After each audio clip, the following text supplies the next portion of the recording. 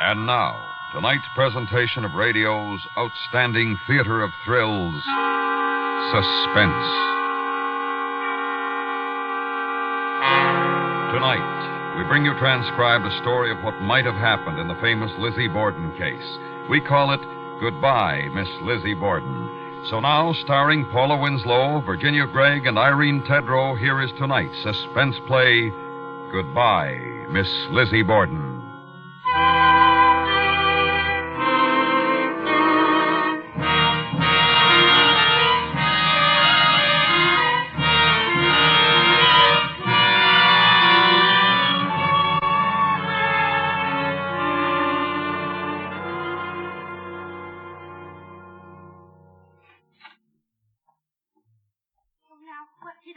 My purse. Oh, there it is. Oh, dear, I know I've forgotten something. Something. Is that everything, ma'am? Huh? Oh, yes, just the 2 suitcases. What are you doing with the trunk, expressman? There isn't any trunk, only the 2 bags. I'm only going for a short visit. It's my trunk, Miss Emma. I'm leaving. Oh, Maggie. It's all right, expressman. You can take the trunk out. Yes, ma'am. Maggie, you can't. I can't help it. I'm sorry, I really am, but I can't stand it another minute. Oh, dear. They all leave. They always do. What are we going... I'm sorry, Miss Emma. I've only stayed this long for your sake. I couldn't bear to leave you alone with her. Thank you, Maggie. Now you'll be gone off on your little vacation, and she'll have somebody else in the kitchen maybe before you come back. Oh, dear, Maggie. What shall we do? What are we going to do? I can't stand it, Miss Emma. I never feel alone in this house. I'm cleaning about, thinking no evil, and then I get a shiver between my shoulder blades, and I turn around, and there she is, perfectly still, just looking at me, with that look she's had since the trial. It's more'n a body can stand, and I'm leaving. I know, Maggie. She's always spying. She knows every move I make. I know. Never a party, no callers, not a friend to drop in of an evening. It's like a house of death. It is a house of death. I can't stand it any more than you can. That's why I'm going down to Fairhaven. I can't stand being cooped up with her any longer. Then you know what I mean, Miss Emma. Have you told her? No. If you want to know the truth, I was afraid to say anything. Thought I might get my trunk away with your things before she knew. Where is she? Upstairs. Well, you'd better hurry then. Goodbye, Maggie. Goodbye, miss. I'm sorry. And don't miss your train. Oh, I won't. I have a half hour yet. And it isn't as if there wasn't another one soon after, you know. Well, I know you, Miss Emma. Don't miss 'em both. Goodbye. Goodbye, Maggie. Oh, what am I going to do? Miss Lizzie, Miss Borden is out. Oh, dear. Why can't they leave us in peace? Oh, now, what did I do with my gloves? Oh, I wonder what time it is. Maggie! Oh, she's gone. Oh, dear. Lizzie will be furious. Oh, who is it? Who is it? Miss Borden. Oh, no, you can't come in. My sister won't see you. Please, take your shoe out of the door. So this is the scene of the crime. Oh, please. What's found over there? Please, my Blood sister. spattered all over the walls. Had them repapered, haven't you? Oh. Nice happy pattern, too. Oh, this is the picture, isn't it? The one that had 46 blood spots on it. You're Miss Lizzie Borden, I presume. Oh, no, I I'm must say you're not what I expected. Out west where I come from, when a woman's tough, she's tough.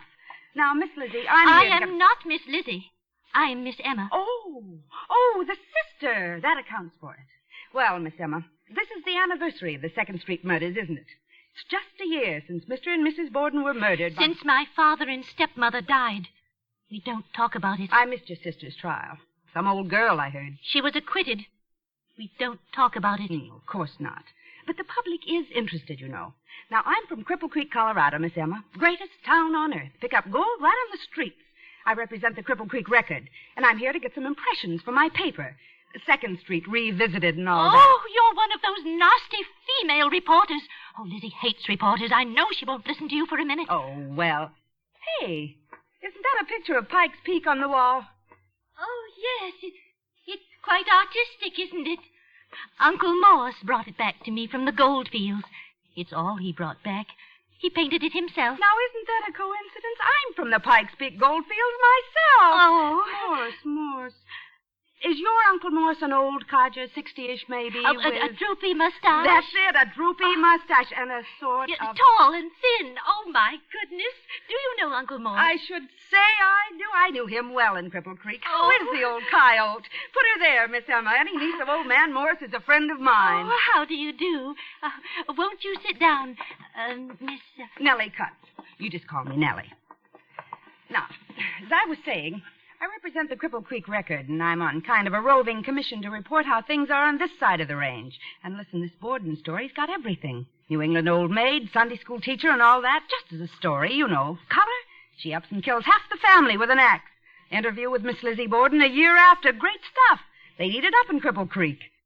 She won't see you. Lizzie won't see you. I know that. Well, how about a word from you, the sister? How does it feel, Miss Emma, to live day in and day out within sight of the very bloodstains, as you might say? How does it feel to take meals with a woman who was tried for the crime? Oh, I've stood it as long as I can. That's why I'm going to Fairhaven. I can be alone in Fairhaven. Must have been pretty tough on the nerves this last year. I guess Miss Lizzie'd be difficult to live with, huh? Shh. She hears. She's always listening and spying. She never leaves me alone. Oh, dear, I mustn't miss the 3:37. What time is it? You won't miss it. It's only 1:15. Oh, my watch says 10. No, I set mine at the station. Just before... Morton took an axe and gave her mother 40 whacks. Oh. And when she saw what she had done, she gave her father 41. Go away, you naughty child. Go away. What was that? She gave her father 41. Oh, how did it begin? She gave her father 41. Don't you hear me? This is a classic. Lizzie Borden took an axe and gave her... Oh, please don't. She hears every word you say down here. Her room is right up there. Right up there. But she wasn't up there when her father was being murdered, was she? She was in the barn eating pears, she says. Now, Miss Emma, just sit down a minute, please. Is it true that on the morning of the murder, the breakfast consisted of bananas, cookies, and cold mutton soup? I don't know. I wasn't here. I was at Fairhaven. Cold mutton soup in August. No wonder somebody committed murder. Well, now, Miss Emma, your stepmother was found upstairs with her head battered in with an axe. That's right. And your father's body was on the sofa here, like this. Oh, don't! Miss Lizzie spread the alarm. The front door was triple locked, and Miss Lizzie was watching the side door, so she says. She was watching from the upper barn window, just standing there, eating a pear and looking out, she says. How could anyone outside have done it? How could they escape right under her eyes if Miss Lizzie wasn't lying? My sister was acquitted. It beats me how they acquitted her. Blood. Blood? Whoever did it was covered with blood. Well, what about it? Everybody saw Lizzie within 10 minutes of the crime, and she hadn't a spot of blood on her. The biggest professors at Harvard tried to find blood on her clothes. There wasn't any. That's why they had to acquit her. Tell me, Miss Emma, did you look carefully at Miss Lizzie to see if there was any blood on her, her hair, perhaps, or her shoes? Certainly not. My own sister. Besides, I didn't see Lizzie till I got back from Fairhaven that night. Maybe she used an apron. One of those big coveralls. They never found one. Easy enough to hide a thing like that in your own house. They never found the axe either, did they? No. They never found the axe. I often wondered where it got to. They searched the house? Yes. They searched. They took up the carpets, didn't they? Did they search the chimney? Of course they did. Did they open the flue? No. We wouldn't have them tearing up the house. I'd tear it up. Loose brick here. Wouldn't be hard. Oh, Lizzie wouldn't have it. Everything's Lizzie's now. Lizzie's and mine. Miss Emma, excuse me, but is there any insanity in your family? Certainly not. That's the first thing they started asking. Oh, they asked ever so many questions about Uncle Morse. Good old Uncle Morse. He arrived for a visit, didn't he? Just the day before the murders. Yes, and they were awful about Uncle Morse. They kept asking people if he was quite right in the head, just because he doesn't work steady any place, but sort of drifts around. Oh, it made me terribly angry. Uncle Morse is as sane as I am. Where was he the morning of the murders? Visiting around. He had a perfect alibi. It was just humiliating the way they snooped around about everybody. Where was Uncle Morse? Where was I? Miss Emma, tell me about the kitten. They say the kitten was found down in the cellar. Dead. It had been killed with an axe. Oh, the kitten. The kitten was the hardest. I cried for a week. It brought on my neuralgia. I like kittens. Lizzie never cried at all. It was Lizzie's kitten. She's a hard woman. Yes. Well, now, Miss Emma, let's get back to the fatal day. Mrs. Borden is lying in her blood upstairs. The servant is downstairs. She hears Mr. Borden at the front door trying to get in. She goes to let him in. She finds the door is triple locked. She lets him in, and upstairs on the landing she hears a horrible, gloating laugh. The murderer is standing up there, Miss Emma. And as she sees her second victim walk into her trap, she laughs. It wasn't Lizzie. Lizzie was downstairs. She changed her story. First she said she was downstairs, then upstairs. She was lying then. Well, in comes Mr. Borden and lies down for a nap, right here on the sofa. The murderer covers herself with something and creeps up on the old man with an axe from behind, like this. And brings down the axe again and again. No. Was it Miss Lizzie? Was it? No, it wasn't Lizzie. It wasn't. Emma. Oh. You talk too much, Emma.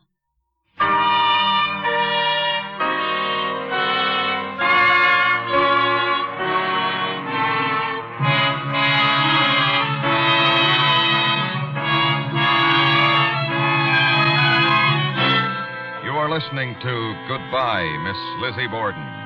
Tonight's presentation in radio's outstanding theater of thrills, Suspense.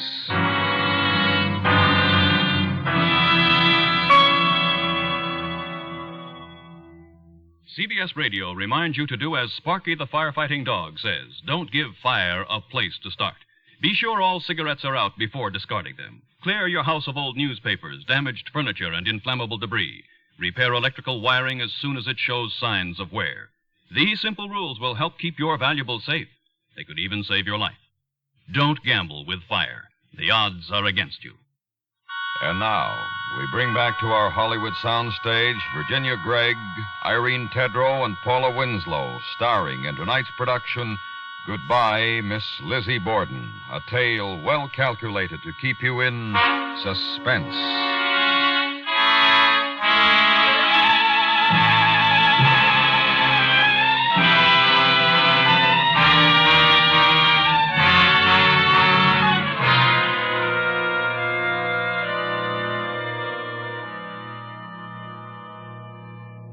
Lizzie, this lady's an old friend of Uncle Morse. You're going to miss your train, Emma. Oh, yes, Lizzie. Oh, dear, perhaps I should have called a cab. But it's only a step from here. Goodbye, Lizzie. Goodbye. Emma, Yes? you forgot your gloves. Oh, so I did. Thank you, Lizzie. Goodbye. Goodbye, Miss.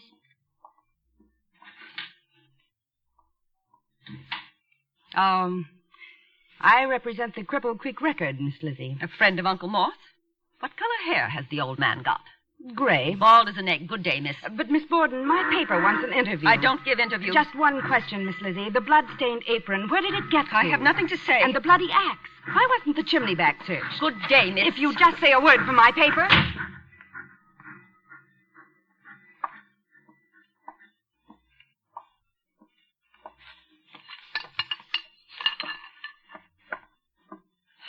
suppose I'll have to hide them somewhere else now.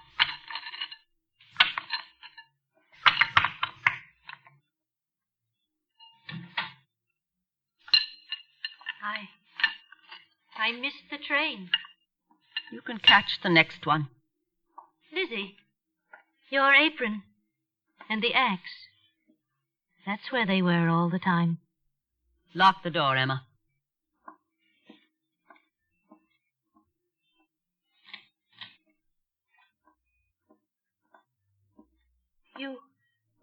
You hid them there.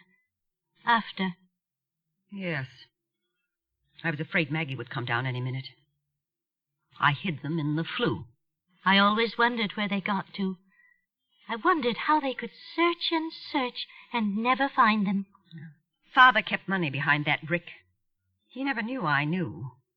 And once he was dead, nobody knew about it but me. Why did you do it?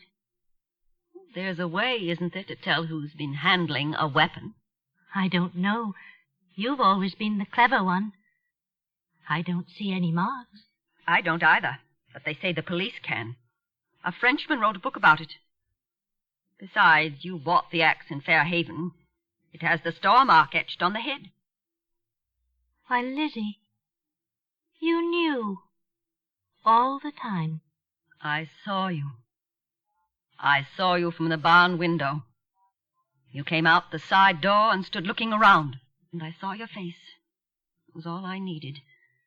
You ran to the street, and I came in and found Father.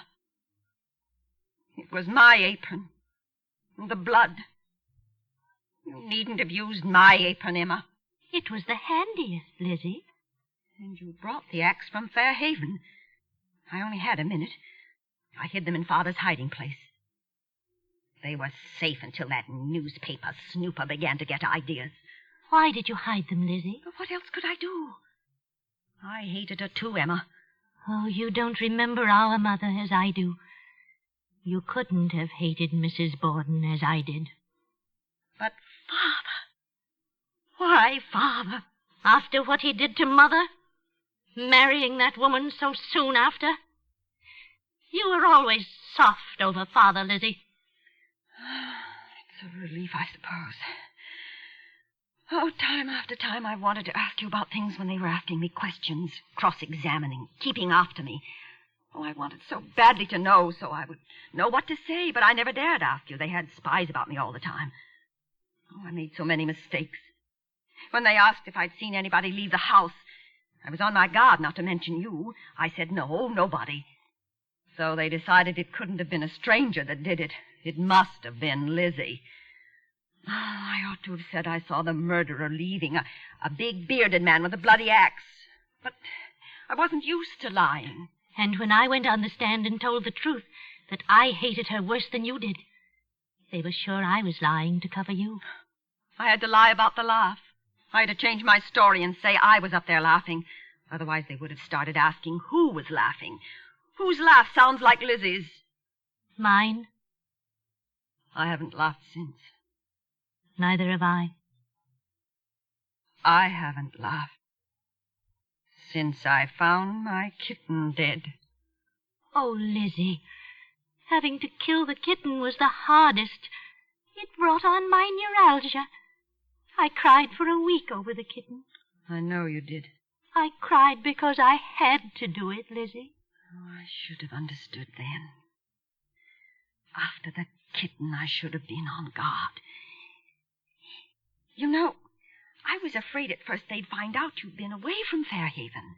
Oh, I prayed for guidance, Lizzie. All the time I was at Fairhaven, I stayed in my room and prayed for guidance. What's that got to do with it? Why, don't you see? When the answer came to me, I just got the axe and started for Fall River. They thought I was still in my room. What a risk that was. Oh, no risk, Lizzie. My prayers for guidance were answered, don't you see? I was protected. I protected you. Why? I wonder why. Oh, I don't know. Because I've always protected you, I suppose. Because I enjoyed having the laugh on everybody, maybe. I never guessed. You had the laugh on me, didn't you, Lizzie? Didn't you know I knew? Huh. No, of course you didn't. What would you have done if they'd found you guilty? Oh, gone through with it, I suppose. I'd have gone through with it before I'd given in to them. I guess you would. You were always a wicked, stubborn thing. Oh, I used to get sick of it. The jail, reporters, examining, cross-examining. I'd get sick of it and think I'd had enough. I'd tell them now the truth. And then that prosecutor would come along with his pious face like a public statue. And the very thought of giving in and admitting I'd lie would make me say, no, I'll face it. They won't break me. And they didn't. No, they didn't. Besides, would have been giving in for nothing. They wouldn't have believed me. I suppose they wouldn't. I used to wonder, if they found me guilty, what would you have done? I used to wonder, too. But I had my guidance. I didn't let it worry me. No, it didn't worry you. Me sitting there in court day after day, the crowd hating me. I know, Lizzie. Oh, how do you know? How do you know what I went through? The crowd staring, thinking I did it. The women who hiss at you at the courtroom door, they hate you. They want to see you dead. What do you know about it? What do you know about it, Lizzie? You had the easy part. You didn't have to do it. I thought it would be like chopping wood. It isn't. Wood splits. The other strikes back. It stops you. Wood doesn't bleed, Lizzie. It doesn't fly, jump at you. The air filled with it. I saw the walls. You don't know. You don't know anything. You didn't have to do it. I didn't want to. Listen, there she is. Mrs. Borden, going up the stairs. I'll have to hurry. Mrs. Borden's gone, Emma. She's been gone for a year. No, she's upstairs. Don't stop me. Put down the axe, Emma, and come with me. Where? Just across the street to see Dr. Bowen. Oh, so you can put me away.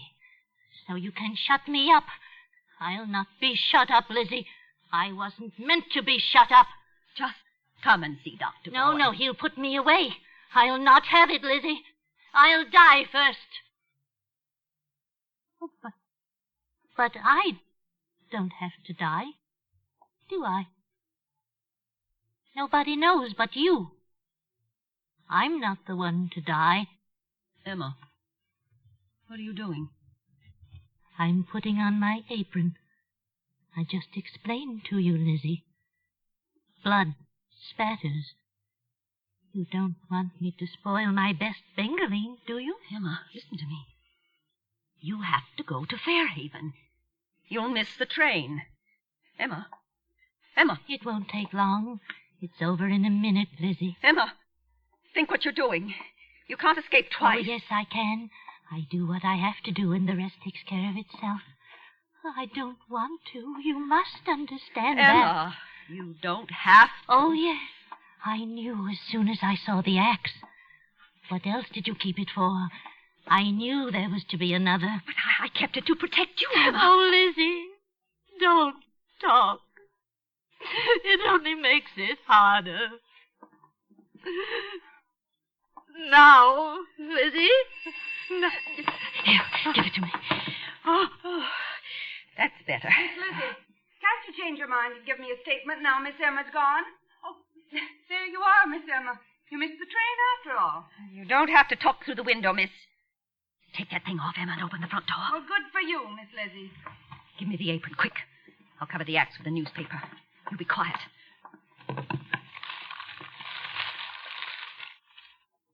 Now, open the door.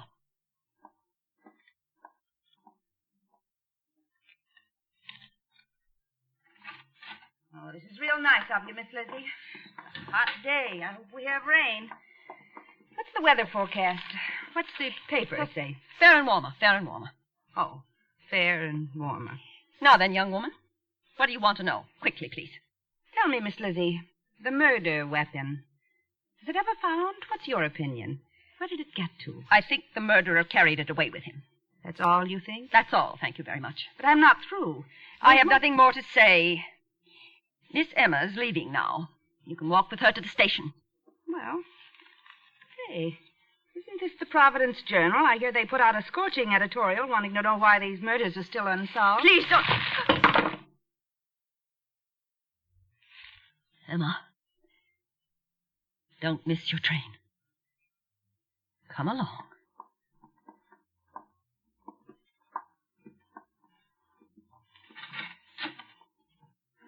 I'll send for my things, Lizzie. Very well, Emma. Goodbye, Lizzie.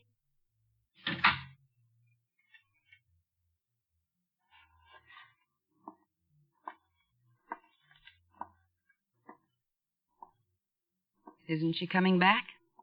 What did you say? Isn't she coming back? No. She isn't coming back. So that's the axe. Whole thing torn wide open now, Will you give me a statement? Certainly not. Miss Emma thinks now you killed them, doesn't she? Did you, Miss Lizzie? No, I didn't kill them. Come on, you've been acquitted. You can't be tried again. I didn't do it. Then who did it? It was somebody in the house. There's the murder weapon. If you didn't do it, who did? Maggie? Miss Emma? Miss Emma, that's it, Miss Emma Borden. Why didn't I see it before? Stop talking rubbish, young woman. I'll make a statement for you. I did it. You killed them? You killed them both with the axe? Yes. Why? Why did you? I don't like cold mutton soup. What a scoop. It isn't a scoop. Why not? It isn't a scoop if you can't print it, and I'll sue you if you print it. I've been acquitted in open court, my girl. I'm innocent, and don't you forget it. You print a word and I'll sue. I've got $250,000, and I'll spend every cent of it defending my good name. Good name. Everybody in Fall River knows you did it. You just admitted it yourself. Never mind what I admitted. Just you keep your tongue between your teeth. You're not going to print that story so you can tear up those notes of yours. I certainly will not tear it up. I have a duty to my paper. I said tear it up. You wouldn't. Tear it up. Of course, Miss Lizzie. I'm glad to oblige you. You can put down the axe.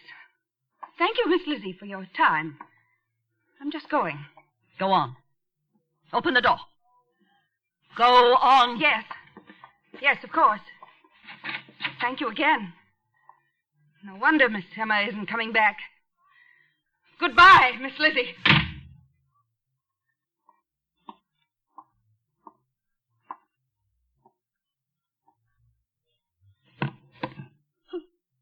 Lizzie Borden took an axe and gave her mother 40 whacks. And when she saw what she had done, she gave her father 41.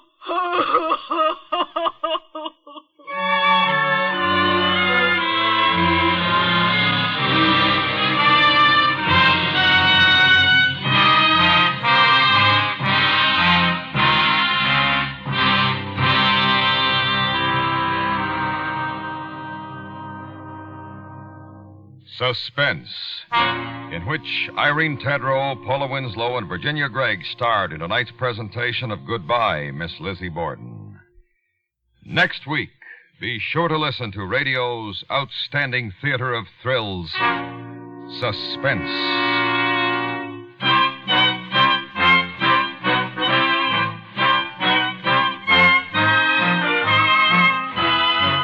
Suspense is produced and transcribed by Antony Ellis. Tonight's script was written by Lillian de la Torre. The music was composed by René Garrigan and conducted by Wilbur Hatch. Featured in the cast were Helen Klebe, Leonard Weinrib, and Richard Beals. It's here every weekday evening, the new Jack Carson Show. Tony Romano sings. The King Sisters, 4 in number, are, as you might expect, a quartet of highly vocal, tuneful gals. Roy Chamberlain's orchestra provides a gay musical backdrop to the proceedings, so listen to CBS Radio's Jack Carson Show Monday through Friday evenings. A new star attraction at the Star's address on most of these same stations.